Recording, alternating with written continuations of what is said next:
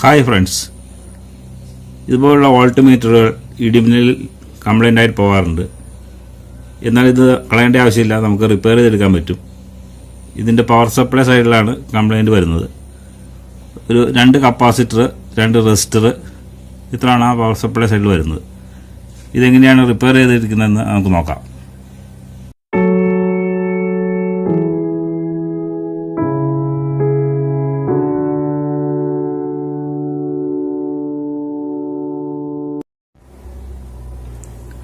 ഇതിൻ്റെ ഫ്രണ്ടിൽ വരുന്ന കവറാണിത്, പാനലിൻ്റെ ഫ്രണ്ടിലായിട്ട് വരുന്നത്. അപ്പോൾ ഇത് സ്ക്വയർ ആയതുകൊണ്ട് ഇത് ക്ലിപ്പ് ടൈപ്പാണ്. 2 ക്ലിപ്പിൽ ഞങ്ങൾ പ്രസ് ചെയ്താണ് ഇത് അടയ്ക്കുന്നത്. അപ്പോൾ അതേ രീതിയിൽ ആ പ്രസ് ചെയ്ത് തന്നെ പുറത്തേക്കും എടുത്താൽ മതി നമുക്ക്. അപ്പോൾ അതേ രീതിയിൽ ഈ ഫ്രണ്ട് കവറാണ് ആദ്യം മാറ്റേണ്ടത്. അതിനുശേഷം ഇതിൻ്റെ ബാക്കിൽ വരുന്ന ടെർമിനൽ കവറാണ് ഈ ഗ്രീൻ. ഇതും പ്രസ് ടൈപ്പാണ്, ഇത് ഇളക്കി മാറ്റാം. അതിൻ്റെ തൊട്ട് താഴെ 2 ടെർമിനൽ സ്ക്രൂ വരുന്നുണ്ട്, ആ സ്ക്രൂവും അഴിച്ചെടുക്കണം. അതിൻ്റെ തൊട്ട് താഴത്ത് ആയിട്ട് ഈ ഭാഗത്ത് വരുന്ന ഒരു 2 പ്ലേറ്റ് ഉണ്ട്. ആ പ്ലേറ്റിനകത്തേക്ക് ഈ ബോഡിയിൽ നിന്ന് വരുന്ന ഈ 2 ലെഗ് സോൾഡർ ചെയ്ത് വെച്ചേക്കുവാണ്. അപ്പോൾ അത് ആ സോൾഡറിങ് ആദ്യം പിടിച്ചതിന് ശേഷം ഈ യൂണിറ്റ്, ഈ ബോർഡും ഇതും എല്ലാം കൂടി ഈ സൈഡിലേക്ക് ഫ്രണ്ടിലേക്ക് തന്നെ നമുക്ക് വലിച്ചു ഊരിയെടുക്കാൻ പറ്റും. ഈ മീറ്ററിൻ്റെ കൂടെ ഒരു സീറ്റ് കൂടി നമുക്ക് കിട്ടും. അതാണ് കണക്ട് ചെയ്യാനുള്ള ക്ലിപ്പാണിത്. ഇത് ഞാൻ ഉപയോഗിക്കണില്ല, സീറ്റ് കറണ്ട് അളക്കേണ്ട ഒരു കാര്യം വരുന്നില്ല, അതുകൊണ്ട് ഇത് ടേപ്പ് ചെയ്ത് അടച്ചു വെച്ചേക്കുവാണ്. അപ്പോൾ നമുക്ക് ഈ പാനലിൽ ആംബിയറും അങ്ങനെ നമുക്ക് മെഷർ ചെയ്തെടുക്കാൻ പറ്റും. അപ്പോൾ നമുക്കിപ്പോൾ വോൾട്ട്മീറ്റർ മാത്രം കിട്ടിയാൽ, അപ്പോൾ ഇത്രയും ഭാഗത്ത് ഒരു കറുത്ത ഇൻസ്ട്രക്ഷൻ ടേപ്പ് വെച്ച് മറച്ചു കഴിഞ്ഞാൽ നമുക്ക് ഈ ഡിസ്പ്ലേ ആവശ്യമില്ലാതെ ഇങ്ങനെ തെളിഞ്ഞ് നിൽക്കില്ല, കാണാൻ പറ്റില്ല, പുറത്തേക്ക് കാണാൻ പറ്റില്ല. ഈ നമുക്ക് കറക്റ്റ് ആ വോൾട്ടേജ് മാത്രം ഇങ്ങനെ കാണാൻ പറ്റും. അതേ രീതിയിലാണ് ഞാൻ ചെയ്താറുന്നത്. ഇതിനകത്ത് 470 mF 10 വോൾട്ട് ഒരു കപ്പാസിറ്റർ ഉപയോഗിച്ചിട്ടുണ്ട്. പിന്നെ ഇതാണെങ്കിൽ 630 വോൾട്ട് 564 ഈ ഒരു കപ്പാസിറ്റർ, ഒരു 2.2 മെഗ് റെസിസ്റ്റർ, ഒരു 56 ഓംസ് റെസിസ്റ്റർ. ഇത്ര സാധനമാണ് ഇതിൻ്റെ പവർ സപ്ലൈ ഭാഗത്ത് വരുന്നത്. ഇതിന് വലിയ ഡാമേജ് ഒന്നും പുറത്തുനിന്ന് കാണുന്നില്ല, പക്ഷേ ഈ സാധനം കംപ്ലൈൻ്റ് ആയതാണ്, ഈ കപ്പാസിറ്റർ കംപ്ലൈൻ്റ് ആയി. ഇതിന് കുഴപ്പമൊന്നുമില്ല എങ്കിൽ തന്നെ ഒരു സൈഡിൽ ചെറിയൊരു പൊള്ളലേറ്റിട്ടുണ്ട്, ഒരു സൈഡ് തെറിച്ച് പോയിട്ടുണ്ട്. അപ്പോൾ ഇതിന് പകരമായിട്ട് ഒരു റെസിസ്റ്റർ ഞാൻ ഇതിനകത്ത് ഇട്ടിട്ടുണ്ട്, പുതിയത് ഇട്ടിട്ടുണ്ട്. ഈ 630 വോൾട്ടിന് പകരം പുതുതായിട്ട് കിട്ടിയത് 400 വോൾട്ടിൻ്റെ കപ്പാസിറ്ററാണ്. മറ്റേ കപ്പാസിറ്റർ വാല്യൊക്കെ ശരിയാണ്, പക്ഷേ ഇതിൻ്റെ സൈസ് ഇച്ചിട്ട് കൂടുതലാണ്. അതുകൊണ്ട് ഇതിനകത്ത് ഇറങ്ങുമെന്ന് എനിക്ക് സംശയമുണ്ട്. അത് കാരണം ഞാൻ ഇത് മാറ്റി അതിന് പകരമായിട്ട് ഒരു സ്ലിമ്മായിട്ടൊരു കപ്പാസിറ്റർ കിട്ടി. ആ കപ്പാസിറ്ററാണ് ഇതിനകത്ത് വെച്ചിരിക്കുന്നത്. ഇച്ചിരി ഇത് തടി കുറവാണ്. അത് 824J 400 വോൾട്ടാണ് ഇപ്പോൾ ചെയ്തിരിക്കുന്നത്. ഇച്ചിരി സ്ലിമ്മാണ്.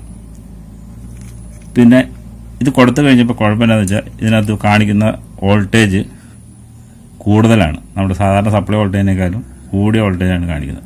അപ്പോൾ നമുക്കത് കുറച്ചെടുക്കണം. അപ്പോൾ അതേ രീതിയിൽ ഞാൻ ഓരോ റെസിസ്റ്ററുകളൊക്കെ മാറ്റിയിട്ട് നോക്കി. അപ്പോൾ മനസ്സിലായി എന്താണെന്ന് വെച്ചാൽ ഈ 2.2 ഇതിൻ്റെ വാല്യൂ കൂട്ടുകയോ കുറയ്ക്കുകയോ ചെയ്ത് കഴിഞ്ഞാൽ നമുക്ക് വോൾട്ടേജ് കറക്റ്റായിട്ട് സെറ്റ് ചെയ്തെടുക്കാൻ പറ്റും. അപ്പോൾ ഈ റെസിസ്റ്റർ നിലവിൽ പോയിട്ടില്ല, പക്ഷേ സെറ്റ് ചെയ്തിരിക്കാൻ വേണ്ടി ഇതും. അപ്പോൾ ഈ 2.2 മെഗിന് പകരമായിട്ട് ഞാനിവിടെ 1 മെഗിൻ്റെ 2 റെസിസ്റ്റൻസ് സീരീസ് ആയിട്ട് കൊടുത്തു. അതിൻ്റെ സീരീസ് ആയിട്ട് ഒരു പ്രീസെറ്റ് വേരിയബിൾ റെസിസ്റ്റർ നമ്മൾ ഒരെണ്ണം കൊടുത്തിട്ടുണ്ട്, 220K. അപ്പോൾ നമുക്കിതിൻ്റെ ആ വോൾട്ടേജ് നമുക്ക് മൾട്ടിമീറ്റർ ഉപയോഗിച്ച് നോക്കി കറക്റ്റായിട്ട് ഇതിൻ്റെ വോൾട്ട് നമുക്ക് സെറ്റ് ചെയ്തെടുക്കാൻ പറ്റും.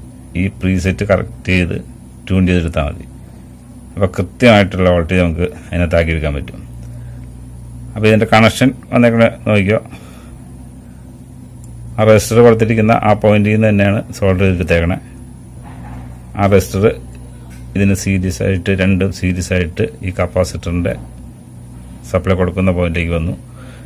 കപ്പാസിറ്ററിൻ്റെ മറ്റേ സൈഡ് ഈ തൊട്ടടുത്തുള്ള പോയിന്റിലേക്കാണ് കൊടുത്തേക്കണേ. പിന്നെ മറ്റേ വയർ കൊടുത്തിരിക്കുന്നത് ന്യൂട്രൽ വയർ വേണമെങ്കിൽ കൊടുത്തേക്കണേ. ഈ 56 ഓംസ് റെസിസ്റ്റൻസിൽ നിന്ന് വന്നത് ഈ പോയിന്റിലേക്കാണ് കൊടുത്തിരിക്കുന്നത്.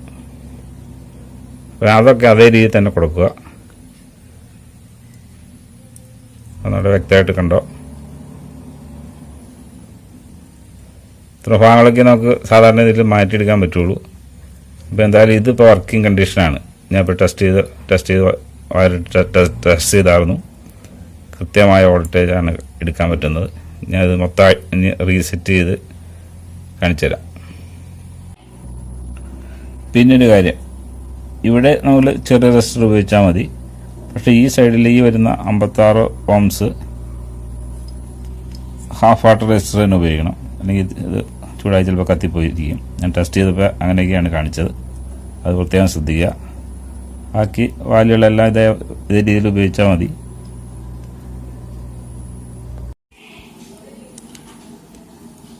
ഇതിൻ്റെ വോൾട്ടേജ് സെറ്റ് ചെയ്യുന്നത് കാണിച്ചു തരാം.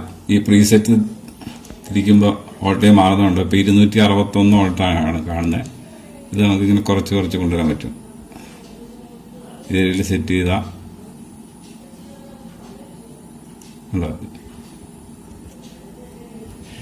ഇങ്ങനെ നമുക്ക് കറക്റ്റ് വോൾട്ടേജിൽ നമുക്കിത് സെറ്റ് ചെയ്തെടുക്കാൻ പറ്റും. ഇതേ രീതിയിൽ ഇത് ഇറക്കി വയ്ക്കുക. അപ്പോൾ അതിൻ്റെ സീറ്റിയുടെ വയറാണ് കിടക്കുന്നത്. അത് നമുക്ക് ആവശ്യമില്ല, അവിടെ കിടന്നോട്ടെ. പിന്നെ മറ്റേ 2 റെസിസ്റ്ററിൽ നിന്നും ഇത് കപ്പാസിറ്റിയിൽ നിന്ന് വരുന്ന കാര്യങ്ങളാണ് ഈ ഹോളുകളിൽ പുറത്തേക്ക് ചെയ്യണേ. അപ്പോൾ ഇതിനകത്ത് താഴെ നമുക്ക് ഇപ്പോൾ ഒരു നട്ട് വരുന്നുണ്ട്. അത് ആദ്യം ഇവിടെ ഇറക്കി വെക്കണം. അതിനുശേഷമാണ് ഇതിനകത്തേക്കാണ് സോൾഡർ ചെയ്ത് വെച്ചായിരുന്നത്. അപ്പോൾ നട്ടിട്ടതിന് ശേഷം ഈ പ്ലേറ്റോടെ ഇറക്കി വെച്ചിട്ട് ആ കമ്പി ആവശ്യത്തിനുള്ളത് കട്ട് ചെയ്ത് കളഞ്ഞിട്ട് അവിടെ സോൾഡർ ചെയ്യുകയാണ് ചെയ്യണത് ഈ പോയിന്റിൽ.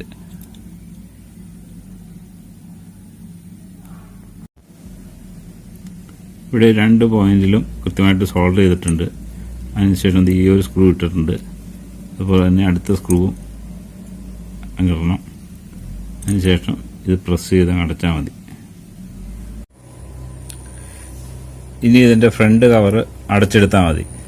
അതിനു മുമ്പായിട്ട് നമുക്കിവിടെ ആംബിയറിൻ്റെ ഇത് ആവശ്യമില്ലാത്തതുകൊണ്ട് അത് വെറുതെ തെളിഞ്ഞ് നിൽക്കേണ്ട ആവശ്യമില്ല. അതുകൊണ്ട് അവിടെ ഒരു ബ്ലാക്ക് ടേപ്പ് വെച്ച് ഒട്ടിച്ചിട്ടുണ്ട്. അപ്പോൾ നമുക്ക് ഈ വോൾട്ട് മാത്രമാണ് കറക്റ്റായിട്ട് പുറത്തേക്ക് കാണുള്ളൂ. ആംബിയർ വേറെ ആവശ്യമുള്ളപ്പോൾ നമുക്ക് കണക്ട് ചെയ്തെടുക്കാം.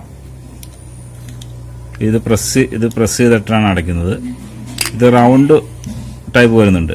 അതിൻ്റെ ത്രെഡ് ആയിരിക്കും. അത് ഇടത്തോട്ട് അഴിച്ചെടുക്കാവുന്ന രീതിയിലാണ് അതിൻ്റെ രീതി. ഇതാണ് റൗണ്ട് ടൈപ്പ്. ഇതിൻ്റെ ഈ ഭാഗത്ത് ത്രെഡായിരിക്കും. അപ്പോൾ ഇതിങ്ങനെ ഇടത്തോട്ട് ഇങ്ങനെ യൂസ് ചെയ്ത് നമുക്ക് അഴിച്ചെടുക്കാം. ഇങ്ങനെ അഴിച്ചെടുക്കാം. ബാക്കി ബാക്ക് സൈഡിലൊക്കെ മറ്റതിൻ്റെ അഴിച്ച പോലെ അതേ രീതിയിൽ തന്നെ ചെയ്താൽ മതി.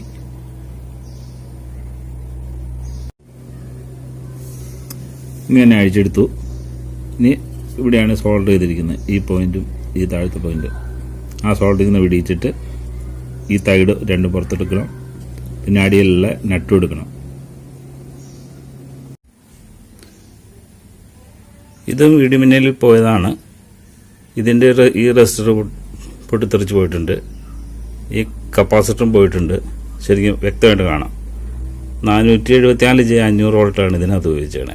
അപ്പോൾ ഇതിനെ ഈ കറക്റ്റ് ഇതിൻ്റെ വോൾട്ടേജ് എങ്ങനെ സെറ്റ് ചെയ്യുമെന്നുള്ളത് കമ്പനി എങ്ങനെ ചെയ്തേക്കണെന്നുള്ളത് അറിയില്ല. എന്തായാലും നമ്മൾ പ്രീസെറ്റൊക്കെ ഉപയോഗിച്ചിട്ട് വീണ്ടും ഇത് ചെയ്യാൻ പോവുകയാണ്. ഇതും അതേ രീതിയിൽ ശരിയാക്കി എടുത്തു. ഇതിൻ്റെ ബോർഡിനകത്തൊരു സെൻട്രൽ ഡയോഡ് കൂടി ഷോർട്ടായി പോയിട്ടായിരുന്നു. അതിൻ്റെ വാല്യൂ അറിയാൻ പാടില്ല. എങ്കിൽ തന്നെയും ഒരു 6 വോൾട്ട് സെൻട്രൽ ഡയോഡാണ് ഞാൻ ഇപ്പോൾ ഉപയോഗിച്ചത്. ബാക്കി പഴയ രീതി തന്നെ ചെയ്തു. എന്തായാലും ഇപ്പോൾ കറക്റ്റായിട്ടുണ്ട്. ഇപ്പോൾ ഈ മീറ്ററിൻ്റെ വോൾട്ട്മീറ്ററിൻ്റെ എല്ലാ ഫിറ്റിങ്ങും കഴിഞ്ഞു. സംഗതി റെഡി ആയിട്ടുണ്ട്. ഇനി ഇത് പാനൽ ബോർഡിലേക്ക് കണക്ട് ചെയ്താൽ മാത്രം മതി. അപ്പോൾ ഇന്നത്തെ വീഡിയോ നിങ്ങൾക്ക് എല്ലാവർക്കും ഇഷ്ടപ്പെട്ടെങ്കിൽ ഷെയർ ചെയ്യുക, ലൈക്ക് ചെയ്യുക, സപ്പോർട്ട് ചെയ്യുക.